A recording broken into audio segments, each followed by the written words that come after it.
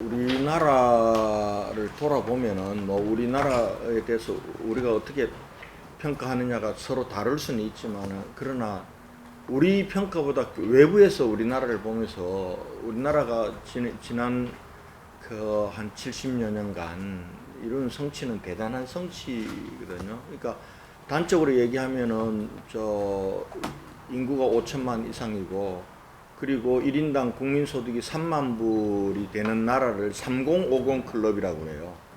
3050 클럽에 지금 유엔에 가입된 193개 나라 중에서 3050 클럽에 가입된 나라가 7개 나라밖에 없어요. 그 중에 우리나라예요. 우리나라가 2017년도에 1인당 국민소득 3만 불이 넘고 인구가 5천만이 넘는, 그러니까 가장 먼저 가입된 나라는 일본이에요. 일본이 1992년도에 3050 클럽에 가입하고 미국이 97년도에 가입합니다. 그래서 일본, 영국, 프랑스, 독일, 미국, 이탈리아, 그 다음 대한민국이에요. 그러니까 이 성취는 놀라운 성취이면 틀림이 없어요. 틀림이 없고, 그리고 또 그 193개의 나라 중에서 원조를 받던 나라, 원조 수혜국, 우리나라가 1979년까지 직간접적인 원조를 받았거든요. 직접적인 원조는 1961년도까지 47억 불 받았어요. 무상 원조만, 미국으로부터 47억 불 무상 원조를 받았는데 전부 먹고 사는 거 받은 거죠. 그랬던 나라가 지금 우리가 1979년도부터 이제 공여국으로 전환해서, 그러니까 이런 나라도 없어요. 이 세계에서 193개 유엔에 가입된 나라 중에 원조를 받던 나라에서 원조를 주는 나라로 전환한 나라도 대한민국 유일해요.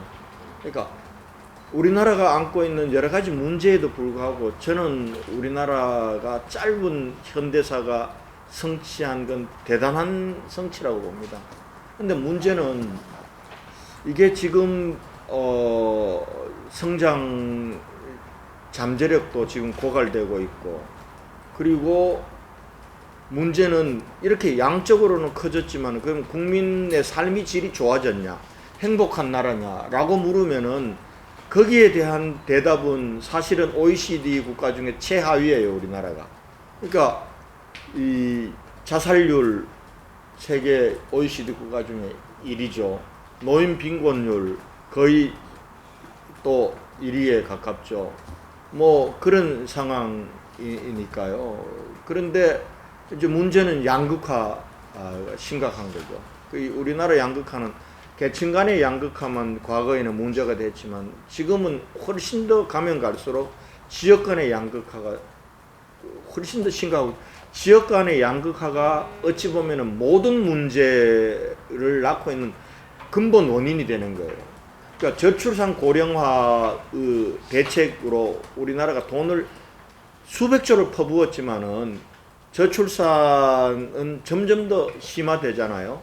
지금 우리가 작년까지 합계 출산율이 0.78이었는데 올해 1분기가 0.81이래요. 0.81이면 나아졌냐 하면은 원래 출산율은 1분기가 제일 높아요. 그러니까 0.81은 역대 최저 출산율이에요, 지금. 이렇게 지금 가고 있는데, 그러면 이 출산의 문제를 해결하려고 그동안 정부는 정부대로, 지자체는 지자체대로 돈을 퍼붓다시피 했는데 안 됐는데, 저는 저출산 고령화의 근본 원인도 지역 간의 양극화에 있다고 봐요. 지금 수도권은 면적이 11.8%밖에 안 되는데 인구는 50.68%가 모여, 그러니까 1제곱킬로미터당 서울 같은 경우는 인구 밀도가 15,500명이에요. 우리 대구 같은 경우는 3,000명 정도밖에 안 되거든요. 그러니까 수도권에 기업이 몰려있고 문화시설이 몰려있고 이런 이유 때문에 좋은 대학들이 몰려있기 때문에 청년들이 전부 수도권으로 가잖아요. 근데 수도권에 가면은 행복하냐 하면은 이게 주택 문제, 교통 문제, 환경 문제, 너무나 살기가 힘든 거예요. 그러니까 수도권으로 청년들은 블랙홀처럼 다 빨아들여 놓고 거기서 청년들이 결혼해서 아이 놓는 수도권을 안 만들어 주니까 결혼 안 하고 애 안 낳는 거예요. 그래서 우리나라 평균 학계 출산율은 0.78이지만은 서울이 가장 출산율이 낮은 도시예요. 아이러니하게도 0.59예요. 서울은 학교 출산율이. 그리고 경기도가 지금 인구가 가장 많잖아요. 지금 경기도가 도중에서 출산율이 가장 낮아요. 이렇게 돼 있다고. 그러니까 청년들은 블랙홀처럼 빨아놓고 거기서 청년들이 행복한 삶을 누리고 결혼하고 아이 낳도록 안 해준단 말이에요. 그러니까 이게 어찌 보면은, 그리고 시골은 청년들은 없고 애 울음소리는 안 들리고 어르신들만 전부 좀 고령화만 늘어나는 이런 대한민국을 만들었다. 그래서 결과적으로 저출산을 하려면은 이제는 수도권 집중화, 수도권과 지방의 양극화, 이걸 해결하지 않고는 안 된다. 특히 지역에서 청년들이, 사람들이 결혼해서 살 수 있는 그런 나라를 만들어야 저는 대한민국이 이 저출산 고령화라는 국가적인 재앙을 벗어날 수 있다, 이렇게 생각합니다. 그래서 그동안도 역대 대통령들마다 지방 분권 하겠다고 그러고 지역 균형 발전 하겠다고 얘기했지만은 사실은 이걸 지킨 대통령의 정부는 없어요. 그나마 노무현 대통령 시절에 공기업들의 지역 분산과 그리고 세종시라고 하는 극약 처방만 있었지. 근데 여기서 딱 끝나니까 세종시가 만들어지고 난 이후에 지방이 그럼 인구가 늘고 출산율이 늘었냐 하면은 세종시가 만들어진 이후에도 지방은 점점 더 공동화돼 갖고 수도권은 점점 더 과밀화돼 가는 거는, 그 행진은 막지를 못한 거죠.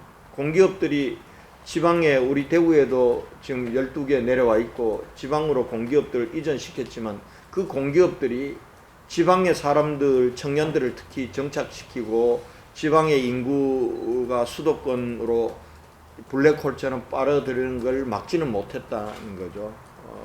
그리고 특히 지난 문재인 정부 때는 뭐 지방 분권에 버금가는 분권하겠다고, 연방에 버금가는 분권을 하겠다고 했지만은 사실상 공념 하나도 실천된 게 없는 이런 상황으로 만들어지면서 왔는데, 그래서 윤석열 정부에서는 그걸 이제 지방시대란 걸 어찌 보면 국정 슬로건으로 내걸었는데, 정말 이 정부 5년 동안은 얼마나 지역균형 발전과 지방 분권이 이루어져서 수도권의 과밀화와 지방의 공동화를 막아내고, 그리고 저출산 고령화 늪으로부터 우리나라를 구해낼지는 아직은 퀘스천 마크. 그래서 과연 이걸 어디서, 이 고리를 정말 어디서 끊을까? 이 수도권과 지방의 극심한 양극화, 이로 인한 저출산과 고령화의 재앙과 같은 이 현상을 어떻게 고리를 끊을까? 근데 제가 대구시장을 8년 하면서 대한민국 시도지사 협의회 회장으로 있으면서 대통령과 정부에 읍소도 해보고 또 때로는 대들기도 하고 이랬지만은 이게 그렇게 해서 해결될 문제가 아니더라고요. 대통령과 중앙정부의 시혜적인 걸로 지방 분권과 지역 균형 발전이 이루어지는 건 아니에요. 저는 국민들이 자각하고 국민들이 더 이상은 이래서는 안 된다 라고 들쳐 일어나야 된다고 생각해요. 나는 국민운동으로 가야 좀 대통령과 이걸 할 수 있는 국회가 좀 정신을 차리고 제대로 지방분권 지역균형 발전을 하겠다. 이런 것을 제가 이 대구시장 8년 하면서 뼈저리게 느꼈어요. 그래서 내가 대구시장을 그만두고 나면은 지방분권과 지역균형 발전을 국민운동으로 펼쳐나가서 정말 정부와 그리고 대통령이 지방분권 지역균형 발전을 하지 않으면 안 되는 그런 국민적 상황을 만드는 일을, 물론 이 일은 시간이 많이 걸리고 힘들 거예요. 그러나 지금부터는 이제는 국민운동으로 시작해야 된다. 그런 생각을 했고, 금년 초에부터 그 일을 준비해서 이제 5월 3일 날 포럼 분권과 통합을 만들었는데, 거기에 왜 통합이냐? 통합은 또 하나 우리 현실을 우리나라가 당면하고 있는, 극복하지 않으면 이것도 대재난과 같은 거예요. 여러분도 잘 아시겠지만 과거에는 지역 간의 분열과 갈등이었지만 지금은 이 갈등이란 게 너무 복합적이에요. 예를 들면 세대 간의 갈등에다가 그 다음에 지금 지역 간의 갈등도 있는데다가 거기 더해서 정치 진영 간의 극심한 분열과 갈등, 이 갈등은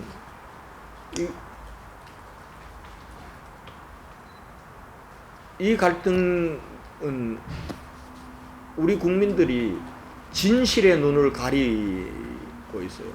그러니까 합리적이고 상식적인 이러한 이 인식과 판단을 흐리게 하는 게 진영 간의 갈등이에요. 그러니까 요즘 보면 아마 여러분들 유튜브를 보시면 알겠지만은 진실이란 건 중요하지 않아요. 자기들이 믿고 싶은 것만 알려고 하고, 믿고 싶은 것만 들으려고 하고, 믿고 싶은 것만 주장하는, 이거는 어찌 보면 의회민주주의의 적이거든요. 이런 독선과 분열과 이로 인한 갈등은 이건 민주주의의 적이에요. 그러니까 우리는 의회민주주의를 하고 있잖아요. 의회민주주의는 대의민주주의라고요. 우리의 주권을 누군가 위임해서 지금 국회의원들은 국민들이 위임한 권한을 자기들이 행사하는 건데, 행사하는 거라고요. 근데 자기들이 마치 고유한 권한인 걸로 생각해요. 지금 우리 정치는. 그리고 국민들을 분열시키고 갈등하는데 그냥 너무나 뻔뻔하게 이걸 하는 게 지금 국회. 근데 이래가지고는 거기 국민들은 진영으로 갈라져 있고 국회 정치는 그 갈등을 어떻게 보면 봉합하고 해결하기보다는 이 갈등을 이용해서 자기들이 정치적 이득을 취하면서 더 갈등을 조장하고 이래가지고는 대한민국이 희망이 없는 거예요. 의회민주주의의 위기라고 저는 보는 거예요. 의회민주주의라는 거는 옳고 그름의 문제, 선과 악의 문제가 아니에요. 왜 우리가 우리의 권한을 위임하냐 하면은 사람이란 거는 이성적이지만 누구나 개인은 조금씩 부족하거든요. 그러니까 이 이성적이지만 조금씩 부족한 사람들이 각자가 직접 민주주의로 하다 보면 이제 정치란 게 아노미로 가니까 내 권한을 이렇게 주권자들이 위임할 때는 뭐라고 위임했냐면은 야, 개인은 다 불완전한 존재야. 그러니까 너도 잘못을 저지를 수 있고 너도 조금 부족할 수 있고 나도 조금 부족할 수 있어. 그러니까 네가 절대적으로 옳다고 하지 마. 서로 대화하고 타협하고 양보하고 이렇게 해서 합의되는 것 자체, 사회적으로 합의되는 것, 의회민주주의 틀에서 합의되는 것이 그게 옳은 것이거든요. 이렇게 하라고 했는데 우리나라는 지금 그렇지가 않아요. 자기 주장만 옳은 거예요. 전적으로 자기 주장만 옳으니까 이러니까 갈등 비용이 너무나 큰 겁니다. 갈등 비용. 이렇게 해서 대한민국의 미래가 없다. 그래서 지방 분권, 지역 균형 발전 그리고 국민 통합이라고 하는 이 세 가지 가치를 우리가 실천하고 실현해야만 대한민국이 그야말로 새로운 대한민국으로 우리가 국민들에게 희망이 있고 이 양적 성장에 버금가는 국민의 삶이 보장되고 행복한 그리고 국민들이 어디에서 태어나서 어디에서 삶의 기반을 갖더라도 똑같이 희망을 가질 수 있는 나라. 지금 지방에서 태어나면은 서울 안 가면 수도권 안 가면은 희망이 없잖아요. 2등, 3등 국민이 되는 걸로 그렇게 치부되잖아요. 그래서 대한민국 어디에서나 태어나서 어디에 살든지 똑같이 희망을, 꿈을 가질 수 있는 나라를 만들려면은 지방 분권과 그리고 지역 균형 발전, 국민 통합을 실현해야 되고 이 실현하기 위한 이 실천은 대통령이나 위에 정치하는 사람들에게 시혜적으로 베풀어 주는 거 기다리는 것이 아니라 국민운동으로 가져가야 된다. 국민운동으로 가져가려면은 이거는 국민 기본권이다. 내가 어디에서 태어나서 어디에서 자라든 삶의 터전을 갖든 나는 똑같이 이 내일에 대한 꿈을 꿀 수 있고 희망을 가질 수 있고 그것을 실현할 수 있는 기회를 가질 수 있는 것은 어디서든 똑같아. 그렇기 때문에 이게 국민 기본권이 되어야 되는 거예요. 그래서 저는 앞으로 지방분권 앞으로 개헌할 때 저는 5.18을 서문에 넣는 것도 중요하다고 생각해요. 그러나 그에 못지않게 지방분권과 지역균형 발전을 국민기본권으로 헌법에 넣어야 된다고 봐요. 그렇게 넣지 않고서는 이 악순환의 고리를 끊을 수가 없어요. 그러니까 프랑스가 사실은 지방분권 개헌을 하면서 프랑스가 갖고 있던 여러 가지 문제를 해결한 선례들이 있거든요. 근데 우리는 뭐 프랑스보다 훨씬 더 심각하니까. 그래서 그런 면에서 제가 포럼 분권과 통합을 만들고 그렇게 국민운동으로 가져가야겠다 이렇게 생각하는 겁니다. 생각하고 이 일은 시간이 걸리는 일입니다. 하루아침에 되는 일은 아니고 그래서 제가 대구시장을 거치면서 내가 정치를 함에 있어서 나의 주어진 소명이 무엇인가 저는 그 세 가지 가치를 실천하고 실현하는 것에 제 정치적 소명이 있다. 저는 그렇게 뼈저리 느끼고 그렇게 시작을 하는 겁니다. 지금부터는 좀 자유롭게